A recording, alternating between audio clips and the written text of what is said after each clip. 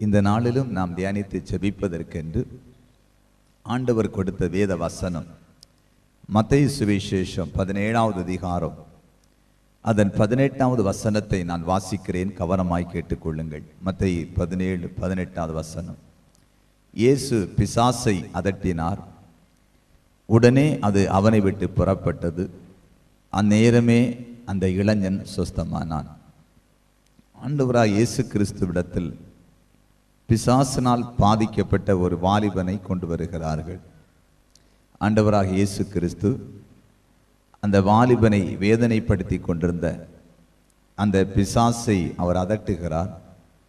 அந்த பிசாசை அதட்டின பொழுது அந்த பிசாசு அவனை விட்டு விலகி போனது. அந்த இளைஞன் அந்த பிசாசினால் உண்டாக்கப்பட்ட அந்த பலகீனத்திலிருந்து அவன் சொஸ்தமாக்கப்பட்டான், விடுதலையாக்கப்பட்டான். அந்த மத்தேயு 17வது அதிகாரம் அதன் 15வது வசனம் சொல்லுகிறது, ஆண்டவரே என் மகனுக்கு இரங்கும், அவன் சந்திரரோகியாய் கொடிய வேதனைப்படுகிறான், அடிக்கடி தீயிலும் அடிக்கடி ஜலத்திலும் விழுகிறான். அவனுக்கு உண்டாயிருந்த போராட்டம் என்ன? பிசாசினால் உண்டாயிருந்த போராட்டம் என்ன போராட்டம் என்றால், அடிக்கடி தீயிலும் விழுகிறான், ஜலத்திலும் தண்ணீரிலும் அவன் மயங்கி மயங்கி விழுகிறான். அதுதான் பிசாசு அவனுக்கு வைத்திருந்த ஒரு பெரிய போராட்டம். அவனை தீக்கு அருகாமையிலே அவன் குடும்பத்தினர்கள் அவனுடைய பெற்றோர்கள் விட்டிருக்க மாட்டார்கள். என்றால் தீயை கண்டவுடன் அந்த பிசாசு அவனை அப்படியே அலக்களித்து தீக்குள்ளே கொண்டு போட்டுவிடும். அவன் தீயில் விழும் பொழுது அவன் மரித்து போய் விடுவான். அதுதான் பிசாசுடைய ஒரு பயங்கர தந்திரமாய் இருந்தது. இன்னும் குறிப்பாக ஜலத்திலே தண்ணிக்கு அருகாமையில் அவன் போய்விட்டால், தண்ணிக்கு அருகாமையில் வந்தவுடன் ஒரு மயக்கத்தை கொண்டு வந்துவிடும்.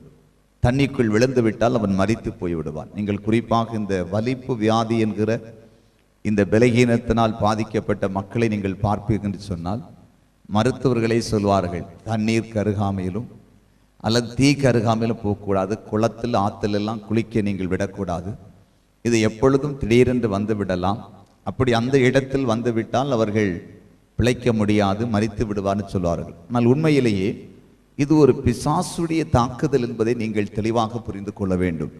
வேதம் அப்படித்தான் சொல்லுகிறது. இயேசு இப்படியாய் அந்த பிசாசினால் தாக்கப்பட்டு தீயிலும் தண்ணீரிலும் அடிக்கடி கொலை முயற்சி எடுத்து கொண்டிருக்கிற அந்த அவன் மரிப்பதற்கு ஏதுவாய் கிரியை செய்கிற அந்த கிரியை பார்த்து நீ சுகமாக என்று ஆண்டவர் சொல்லவில்லை.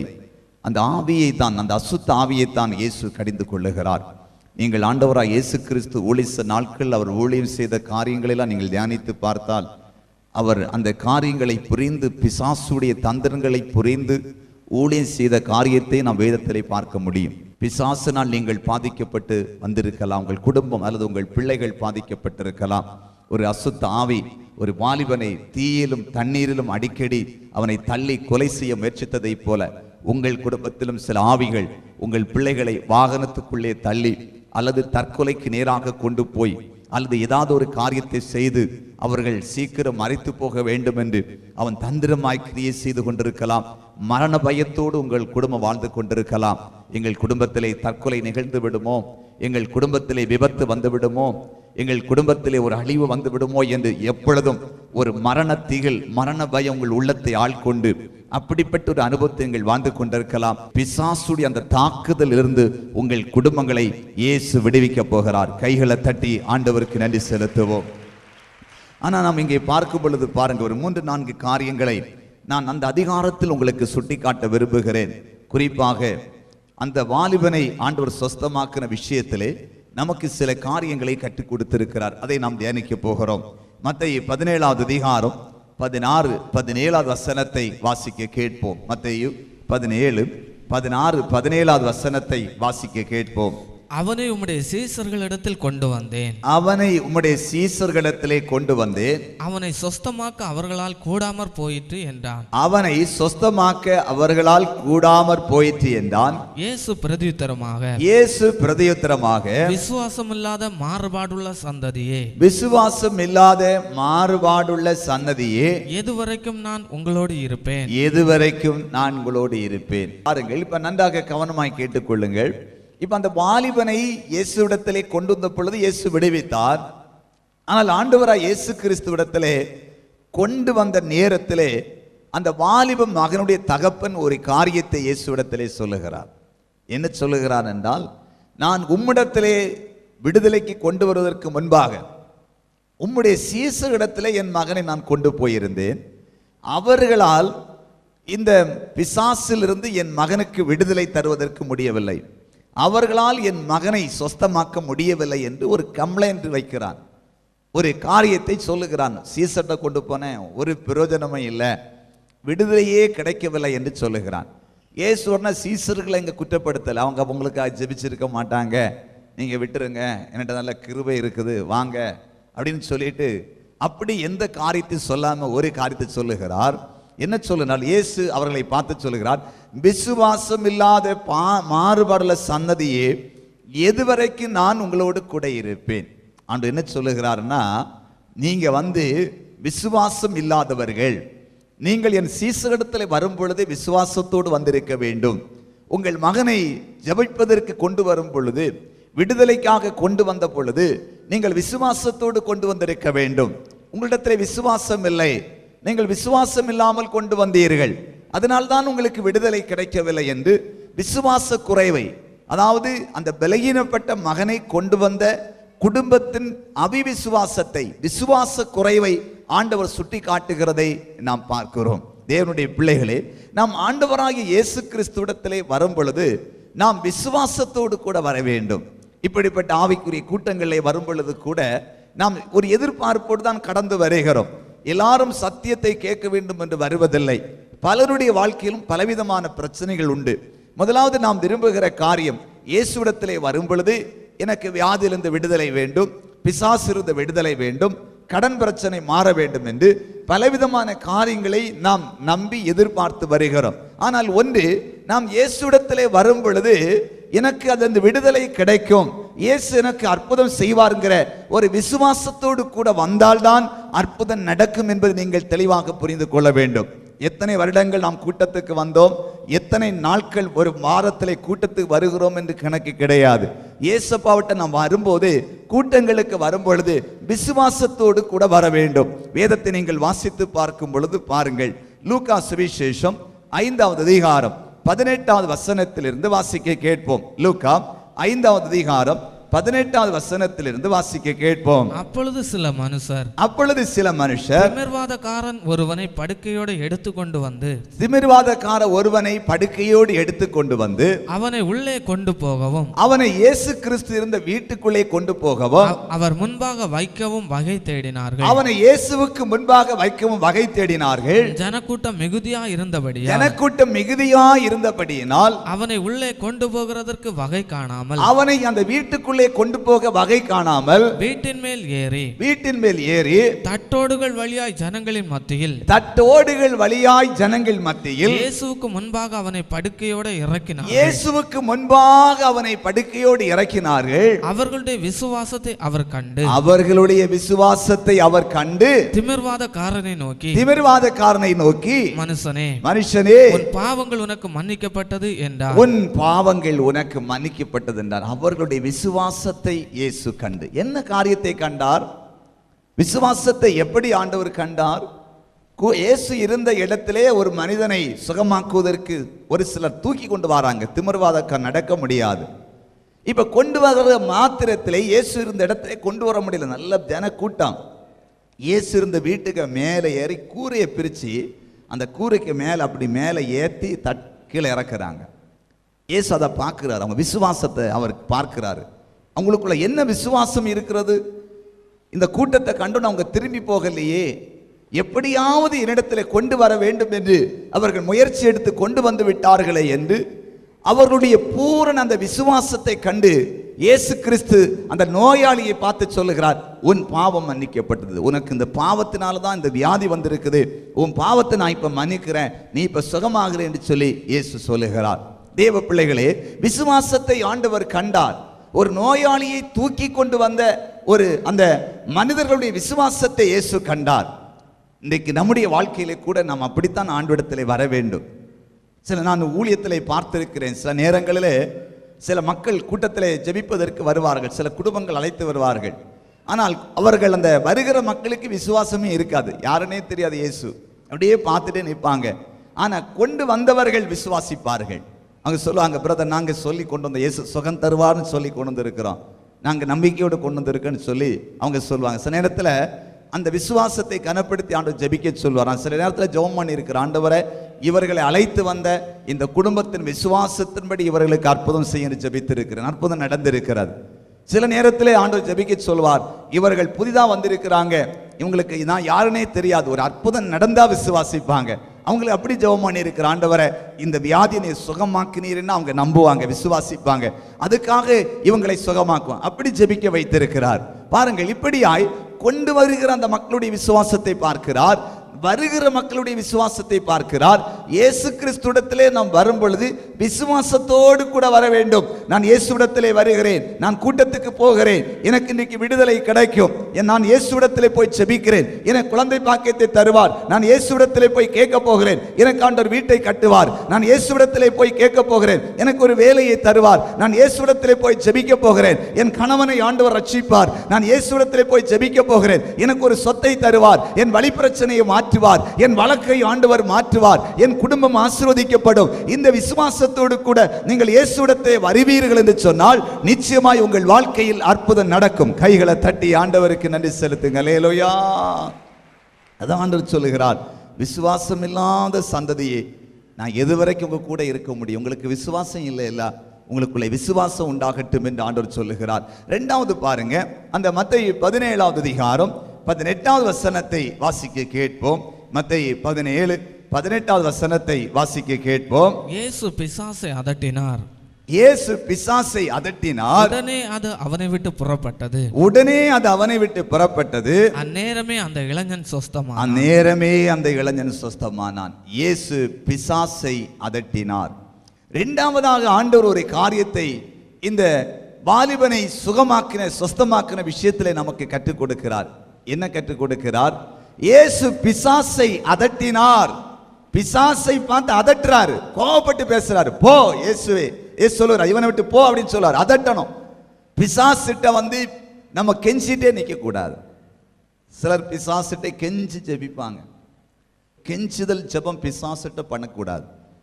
கெஞ்சுதல் ஜெபம் யார்கிட்ட பண்ணணும்னா தேவனை நோக்கி பண்ண வேண்டும், கெஞ்சி ஜெபிக்கணும். மோசே கெஞ்சி பிரார்த்தித்தான். நீங்கள் யாத்திராகமம் புஸ்தகத்தை நீங்கள் வாசித்து பார்த்தால், இஸ்ரவேல் ஜனங்கள் விக்கிரக ஆராதனை செய்த பொழுது, ஒரு கன்றுக்குட்டியை உண்டாக்கி அவர்கள் நமஸ்கரித்த பொழுது தேவனுடைய கோபம் அவர்கள் மேல் வருகிறது. மோசே இடத்தில் ஆண்டவர் போய் சொல்லுகிறார், இந்த ஜனங்களை நான் அழிக்கப் போகிறேன், என்னை நீ விட்டுவிடு என்று சொல்லுகிறார். அப்போது மோசே, இல்லை நான் விடமாட்டேன், இவர்களை இந்த வனாந்தரத்தில் நீர் கொண்டு போட்டால் எகிப்தியர்கள் சொல்லுவார்கள், இவர்களை வழியில் கொண்டு போடுவதற்காகத்தான் இவர்களுடைய தேவன் இவர்களை எங்கள் தேசத்திலிருந்து கொண்டு போனார் என்று உம்மை குறை சொல்லி பேசுவார்கள் என்று சொல்லி அவன் என்ன செய்தான்? கெஞ்சி பிரார்த்தித்தான். ஆண்டவரே இவர்களுக்காய் மனம் இறங்கும்.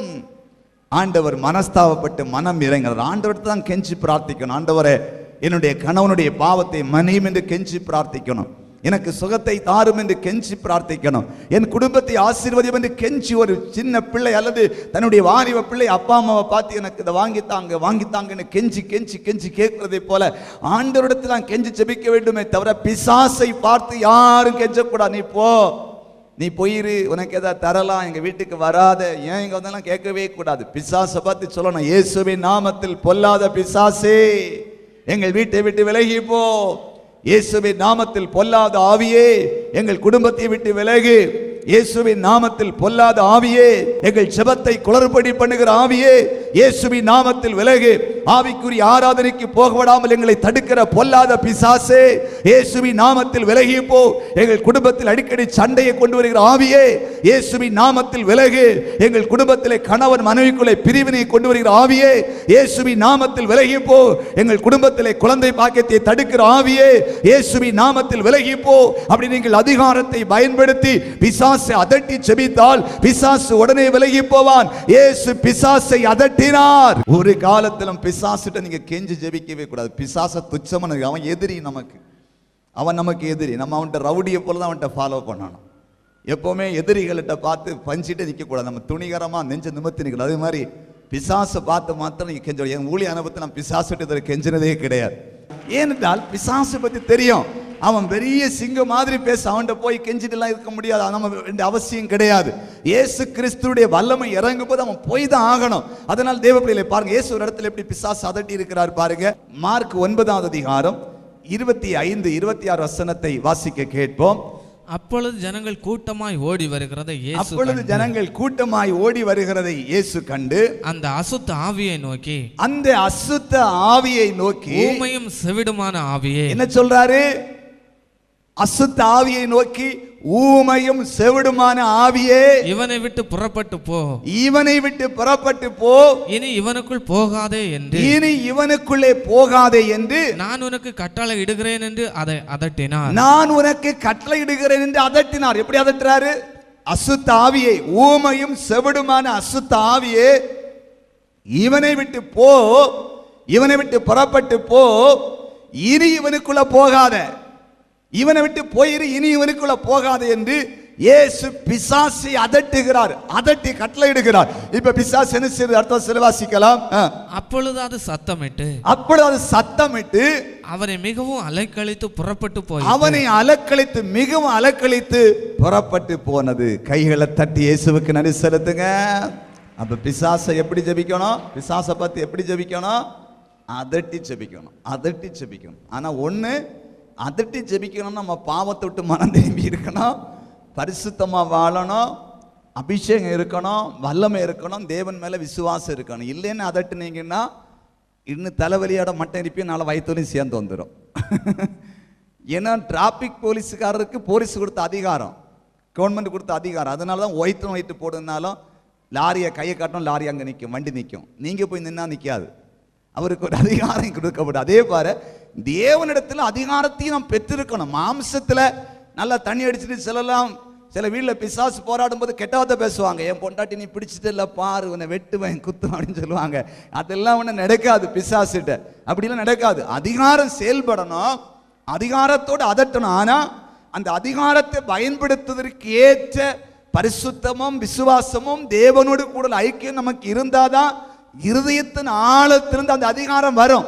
இல்லைன்னா பயம்தான் வரும், இல்லைன்னா பிசாசை பார்த்து நடுக்கம் தான் வரும், இல்லைன்னா நமக்கு சந்தேகம் தான் வரும், இல்லைன்னா நம்ம அந்த எண்ணெய் நம்ம மாம்சத்துல நமக்கு இருக்கிற சரீர பலத்துல நம்ம பிசாசு அதட்டணும், அதுலயும் பிரச்சனை. அதனால கேந்தான்னு சொன்னாரு, நான் போய் இனி எதையும் பயப்பட மாட்டேன், பிசாசை விரட்டுவேன்னு சொல்லி விரட்ட போனா சிக்கல் வரக்கூடாது. அதுக்கு தான் சொல்றேன், உங்க வாழ்க்கை இயேசுவுக்கு பிரியமான வாழ்க்கையா இருந்தால் இதை செய்வது சரியாக இருக்கும். கைகளை தட்டி அலையிலே சொல்லுங்க அல்லேலூயா.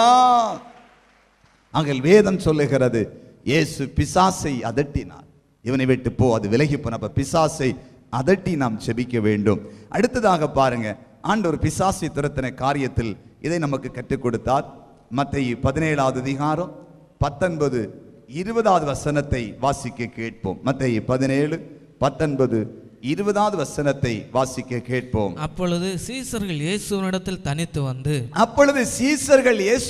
தனித்து வந்து அதை துரத்திவிட எங்களால் ஏன் கூடாமற் போயிற்று என்று கேட்டார்கள். அதை துரத்திவிட ஏன் எங்களால் கூடாமற் போயிற்று என்று கேட்டார்கள். அதற்கு இயேசு உங்கள் அவிசுவாசத்தினாலேதான்.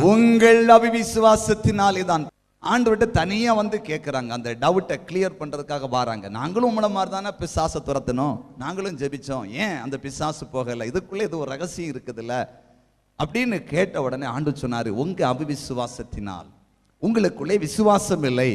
பிசாசினால் பாதிக்கப்பட்ட மகனை கொண்டு வந்த பொழுது நீங்கள் விசுவாசத்தோடு அந்த பிசாசை அதட்டி இருந்தால், உங்களுக்குள்ளே விசுவாசம் பரிபூர்ணமாய் இருந்த அந்த பிசாசை பார்த்து இவனை விட்டு விலகென்று சொல்லியிருந்தால் அது போயிருக்கும். உங்களுக்கு அந்த பரிபூர்ண விசுவாசம் உங்களுக்குள்ள இல்லை. நீங்கள் இன்னும் விசுவாசத்திலே வளர வேண்டும் என்று ஆண்டவர் சொல்லிக் கொடுக்கிறார். நீங்கள் இன்னும் விசுவாசத்திலே வளர வேண்டும்.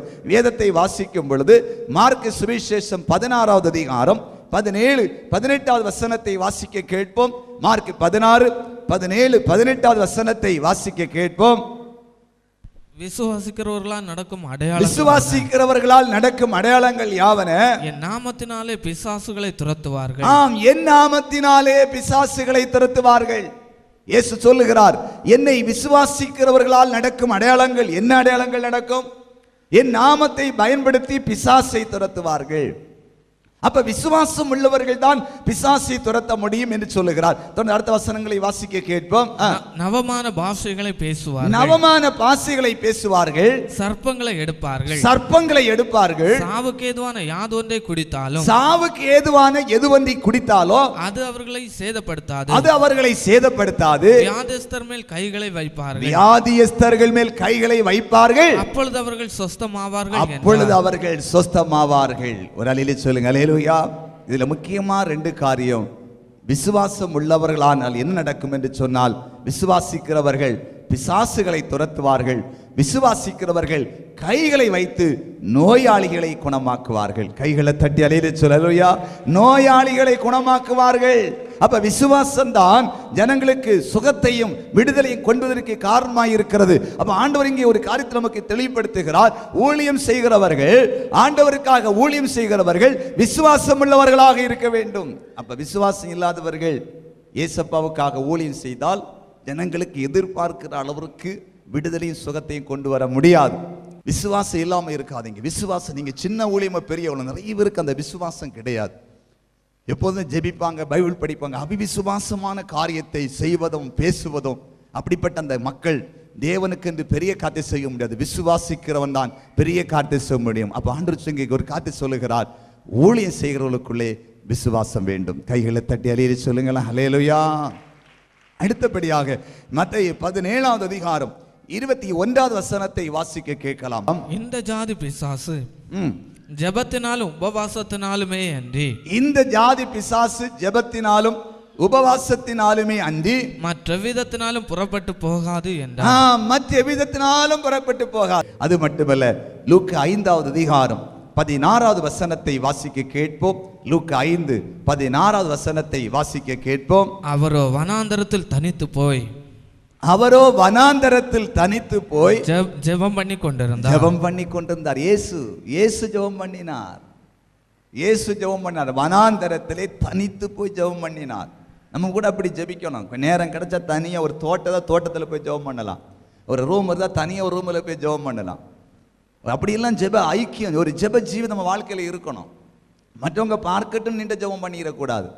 எல்லாரும் பார்க்குறாங்க, நாம் தென்னை மூட்டில் போய் ஜெபம் பண்ணுறோம், பனை மூட்டில் ஜெபிக்கிறோம், கடற்கரை ஜெபிக்கணும், ஜெபிக்கக்கூடாது. கருத்தா அது தேவனோடு உள்ள ஒரு ஐக்கியம், ஒரு உறவுக்காக விசுவாசத்தோடு நம்பிக்கையோடு நீங்கள் போய் ஜெபிக்க உங்களுக்கு அந்த சந்தர்ப்பங்கள் சூழல் இருந்தால் நீங்கள் ஜெபிக்கலாம். இயேசு வனாந்தரத்திலே போய் தனிமேலே ஜெபிக்கிறார். தனி ஜெபம் ஒரு முக்கியமான ஜெபம். குடும்ப ஜெபம் வேணும், குழு ஜெபம் வேணும், ஆலயத்தில் ஜெபத்தில் கலந்து கொள்ளணும். அதே நேரத்தில் தனி ஜெபமும் ரொம்ப முக்கியம். தனி ஜெபம் வேணும். அப்போதான் ஆண்டவர் நிறைய காரியங்களை பேசுவார், நிறைய காரியங்கள் நமக்கு கற்றுக் கொடுப்பார். தனி ஜெபம் அவசியம். ஒரு வீட்டில் ஜெப அறை முடிந்தால் ஜெப அறை ஐக்கிய நமக்கு ஆயத்தமாக்கி வைப்பது நல்லது. ஒரு அறையிலே தனியாக போய் இந்த தேவ சமூகத்தில் ஜெபிப்பது மிகவும் நல்லது. ஆக இயேசு தனிமையாய் போய் ஜெபிக்கிறார். உங்கள் வாழ்க்கையிலே கூட ஒரு மாதத்துக்கு ஒரு முறையாவது நேரம் இருந்தால் 1 மணி 5 மணி வரை ஜெபிக்க. அப்படி ஜெபிக்கிறவங்க இருக்கிறாங்க. கொஞ்சம் நேரம் நல்லா பாடணும், துதிக்கணும், பைபிள் இருக்கணும், கொஞ்சம் கால் வலிச்சு கொஞ்சம் நேரம் நடக்கணும், நடந்துட்டே ஜெபம் பண்ணணும். 10 அறைன்னா அந்த அறைக்குள்ள உட்காந்துட்டு கொஞ்ச நேரம் நடந்துட்டே பாடணும், கொஞ்சம் நடந்துட்டே ஜெபிக்கணும். அப்புறம் கொஞ்சம் நேரம் முழங்கால் பண்ணிட்டு பைபிள் படிக்கணும், முழங்கால் ஜெபிக்கணும். அப்புறம் கொஞ்சம் நேரம் வசனம் தியானிச்சு டைரியில் எழுதணும். அப்புறம் சில ஜெப குறிப்புகளை அப்படியே ஜெபிச்சு பாருங்க, துதிச்சு பாருங்க, பாடி பாருங்க. பிரசங்க குறிப்பு எடுத்தது நேரம் போறது கத்தல். அடுத்த கொஞ்ச நேரத்தில் ஆண்டு லீட் பண்ண ஆரம்பிப்பார். இந்த வசனத்தை படி, இப்படி பண்ணி, இதுக்கு ஜெபி அப்படின்னு ஆண்டு வந்துருவாரு. நம்ம அங்க வாஞ்சோட செயல்பட ஆரம்பிப்பது கத்தரும் உள்ள வந்துருவாரு. பரிசுத்த ஆவியானவர் உள்ள வந்து நம்மளோட இணைஞ்சு அவர் பெருமூச்சு, வாக்கு கடங்காத பெருமூச்சில் ஒரு விண்ணப்பம் பண்ணுகிறவர். நமக்கு உதவி செய்கிற பலகீனங்கள் உதவி செய்கிறான், நம்ம கூட வந்து இணைஞ்சிருவாரு. நம்ம வாஞ்சி பார்த்து இணைஞ்சு இதுக்காக ஜெபி, தேசத்துக்காக ஜெபி, ஊழியத்துக்காக ஜெபி, குடும்பத்துக்காக ஜெபி, ஊழியத்தின் விரிவாக்கத்துக்காக ஜெபி, உன் வேலைக்காக ஜெபி, உன் வியாபாரத்துக்காக ஜெபி, உன் கடன் பிரச்சனைக்காக ஜெபி, உன் சமாதானத்துக்காக ஜெபி, உன் பரிசுத்தத்துக்காக ஜெபி, பிள்ளைகளுக்காக ஜெபி. அப்படி ஜெப குறிப்பு வந்துட்டே இருக்கு. கடைசியில் பார்த்தீங்கன்னா நேரம் விடிஞ்சாலும் ஜெப குறிப்பு ஜெபம் பண்ண முடியாது. அப்படி ஆவியானவரை நமக்கு ஜெப குறிப்புகளை வைத்துக் கொண்டே இருப்பார். கைகளை தட்டி அல்லேலூயா சொல்லுங்க. அல்லேலூயா. இயேசு இரவெல்லாம் பிதாவை நோக்கி ஜெபம் பண்ணினார். ஒரு மனிதனுடைய ஆவிக்குரிய வாழ்க்கையின் வெற்றிக்கு அடிப்படையே ஜெபிக்கிறதுலாம் இருக்குது. அவங்க ஜெப வாஞ்சி உள்ளவங்களா இருந்தாங்கன்னா அவங்க வாழ்வில் வெற்றி அடைகிறவர்கள் என்று அர்த்தம். கைகளை தட்டி அல்லேலூயா சொல்லுங்க. அல்லேலூயா. அப்ப பிசாசை துரத்துவதற்கு இயேசு சொன்னார், இந்த ஜாதி பிசாசு ஜெபத்தினால் தான் புறப்பட்டு போகும். ஜெபிக்கணும், நீங்கள் ஜெபிக்கிறவர்களாக இருக்க வேண்டும். அடுத்து இன்னொன்று சொன்னார். அந்த மத்தேயு 17:21 மீண்டும் வாசிக்கலாம். மத்தேயு 17:21 மீண்டும் வாசிக்கலாம். இந்த ஜாதி பிசாசு ஜெபத்தினாலும் இந்த ஜாதி பிசாசு ஜெபத்தினாலும் உபவாசத்தினாலுமே அன்றி மற்ற மற்ற விதத்தினாலும் புறப்பட்டு போகாது. உபவாசம், ஜெபம், உபவாசம், உபவாசிப்பது, சாப்பிடாமல் இருந்து ஜெபிப்பது, அதான் உபவாசம். புசியாமலும் குடியாமலும், மோசே புசியாமலும் குடியாமலும் 40 நாட்கள் தேவனுடைய சமூகத்தில் காத்திருந்தார். புசியாமலும் குடியாமலும் இருப்பது, அதுதான் உபவாசம். தேவ சமூகத்திலே சாப்பாடை வெறுத்து தள்ளிவிட்டு காத்திருப்பது. இப்படிப்பட்ட அனுபவம் உள்ள மக்கள் தான் பிசாசை துரத்த முடியும். சாப்பாடை வெறுக்கணும், சாப்பாடு இருக்கும்போதே வேண்டாம் என்று ஒதுக்கி வைத்து ஜெபிக்கிற அனுபவம் நம்ம வாழ்க்கையில் ஆட்டோமேட்டிக்காக வரணும். சில காரியத்தை நாம் வெறுக்க வேண்டும், சில காரியத்தை ஒதுக்க வேண்டும். நம்முடைய வாழ்க்கையில சரீரத்தில் அந்த எண்ணங்களை ஒடுக்குவதற்கு, சிந்தனைகளை ஒடுக்குவதற்கு சாப்பாடை ஒதுக்கி வைத்துவிட்டு ஜெபிக்க வேண்டும். வேதத்தை நீங்க வாசித்து பார்க்கும்போது எஸ்தர் புஸ்தகம் 4வது அதிகாரம் 16வது வசனத்தை வாசிக்க கேட்போம். எஸ்தர் 4வது அதிகாரம் 16வது வசனத்தை வாசிக்க கேட்போம். நீர் போய் சூசானில் இருக்கிற யூதரையெல்லாம் கூடி வர செய்து 3 நாள் அல்லும் பகலும் புசியாமலும் குடியாமலும் இருந்து 3 நாட்கள் அல்லும் பகலும் புசியாமலும் குடியாமலும் இருந்து எனக்காக உபவாசம் பண்ணுங்கள். எது உபவாசம்? என்னது? 3 நாட்கள், ஹலோ, 3 நாட்கள் புசியாமலும் குடியாமலும் இருந்து எனக்காக உபவாசம் பண்ணுங்கள். உபவாசம் என்றால் புசியாமலும் குடியாமலும். குடிக்காம இன்னைக்கு மேக்ஸிமம் இருக்க முடியாது, வேணா அதை ஒன்றை கட் பண்ணிக்கலாம். அது நம்ம சிலருக்கு பலகீனம், தண்ணியும் குடிக்காம இருந்தால் கஷ்டம். சில நேரம் முடிஞ்சுன்னா உட்கார்ந்துக்கலாம். புசியாமலும் குடியாமலும் இருந்து எனக்காக நீங்கள் உபவாசம் பண்ணுங்கள். நானும் என் தாதிமாரும் உபவாசம் பண்ணுவோம். நானும் என்னுடைய தாதிமார்களும் உபவாசம் பண்ணுவோம். இவ்விதமாய் சட்டத்தை மீறி ராஜாவினிடத்தில் பிரவேசிப்பேன். அகாசுர் ராஜாவிடத்தில் போய் யூத ஜனங்களுடைய கஷ்டத்தை தெரிவிக்கிறதுக்காக எஸ்தர் சொல்றா, எனக்காக நீங்களும் 3 நாள் உபவாசம் இருங்க, நானும் என் தாதிமார்களும் 3 நாள் உபவாசம் இருந்து ஜெபம் பண்ணிட்டு, புசியாமலும் குடியாமலும் ஜெபம் பண்ணிட்டு ராஜா பக்கத்தில் போவேன், என் ஜனங்களுடைய உபத்திரத்தின் காரியத்தை விளக்குவதற்கு போவேன் அப்படின்னு சொல்லிட்டு அவ சொல்றா. அவ உபவாசித்து ஜெபித்துட்டு போகும்போது ராஜாவுடைய கண்களில் தயவு கிடைத்தது. கைகளை தட்டி அலையில சொல்லலையா, நாமும் உபவாசித்து ஜெபிக்கும் போது ராஜாவா இருக்கிற இயேசுடைய கண்களில் நமக்கு தயவு கிடைக்கும். அதான் உபவாசி. சில காரியங்கள் நடக்காத, சில திருமண தடைகள், சில வேலையில் இருக்கிற தடை, ப்ரமோஷன் இருக்கிற தடை, சில வர முடியாத பணங்கள், இதெல்லாம் வருதுக்காக உபவாசித்து தேவ சமூகத்தில் ஜெபிக்கணும். நம்ம உபவாசித்து ஜெபிக்கும் போது கர்த்தர் உடனே நமக்கு தயவு கொடுத்து அங்கு கிரியை செய்ய ஆரம்பித்து விடுவார். பாருங்கள், அதே போல தானியேல் 10வது அதிகாரம் 2-3 வசனத்தை வாசிப்போம். தானியேல் 10வது அதிகாரம் 2-3 வசனத்தை வாசிக்க கேட்போம். அந்த நாட்களில் தானியேலாகிய நான் 3 வாரம் முழுவதும் துக்கித்துக் கொண்டிருந்தேன். 3 வாரம் 21 நாட்கள் நான் துக்கித்துக் கொண்டிருந்தேன். அந்த 3 வாரங்களாகிய நாட்கள் நிறைவேறும் அளவு ருசிகரமான அப்பத்தை நான் புசிக்கவும் இல்லை. இறைச்சியும் திராட்சரசமும் என் வாய்க்குள் என் வாயிலே போகவும் இல்லை. 21 நாட்கள் ருசியுள்ள எல்லா பதார்த்தத்தையும் விலக்கிவிட்டு உபவாசம் இருந்து ஜெபம் பண்ணினார் தானியேல். நீங்க தொடர்ந்து பார்த்தீங்கன்னா தேவனை அவர் தரிசித்தார், வெளிப்பாடுகளை அவர் பெற்றுக்கொண்டார், ஆவிக்குரிய மேன்மையை அவர் அடைந்தார். இயேசுவை பாருங்கள், மத்தேயு 4வது அதிகாரம் 2வது வசனத்தை வாசிக்க கேட்போம். மத்தேயு 4வது அதிகாரம் 2வது வசனத்தை வாசிக்க கேட்போம். அவர் இரவும் பகலும் 40 நாள் உபவாசம் இருந்த பின், இயேசு கிறிஸ்து இரவும் பகலும் 40 நாட்கள் உபவாசம் இருந்த பின்பு அவருக்கு பசி உண்டாயிற்று. இயேசு கிறிஸ்து எத்தனை நாட்கள் உபவாசம் இருந்தார்? இரவும் பகலும் 40 நாட்கள் உபவாசித்து ஜெபித்தாராம். தேவ பிள்ளைகளை, நம்முடைய வாழ்க்கையில ஜெபம் வேணும், உபவாசித்து ஜெபிக்கணும். மாதத்துக்கு ஒரு முறையாவது உபவாசித்து ஜெபம் பண்ணுங்க. உபவாசித்து ஜெபம், பிள்ளைகளுக்காக உபவாசித்து ஜெபம் பண்ணுங்க. இயேசு சொல்லும்போது சொன்னார், எனக்காக நீங்கள் அழ வேண்டாம், உங்களுக்காக உங்கள் பிள்ளைகளுக்காக அழுங்கள். இந்த தேசத்துக்காக உபவாசித்து ஜெபம் பண்ணுங்கள். கன்னியாகுமரி மாவட்டத்துக்காக ஜெபியுங்கள். நம்ம எழுப்புதலை பார்க்க முடியும். ஆகையால் 5 காரியங்களை நான் வேதத்தில் உங்களுக்கு சுட்டி காட்டினேன். குறிப்பாக தேவ ஊழியக்காரிடத்திலே நீங்கள் ஜெபிக்க வரும் பொழுது விசுவாசத்தோடு வர வேண்டும். 2வது, பிசாசை எப்படி ஜெபிக்க, பிசாசுக்கு எதிராக அதட்டி ஜெபிக்க வேண்டும். 3வதாக ஊழியக்காரர்களுக்கு விசுவாசம் வேண்டும். 4வதாக ஜெப ஜீவிதம் வேண்டும். 5வதாக உபவாசித்து ஜெபிக்க வேண்டும். இப்படிப்பட்ட அனுபவங்கள் இருந்தால் பிசாசை நாம் துரத்தி இந்த உலகத்திலே ஒரு ஜெயமான வாழ்க்கை வாழ முடியும்.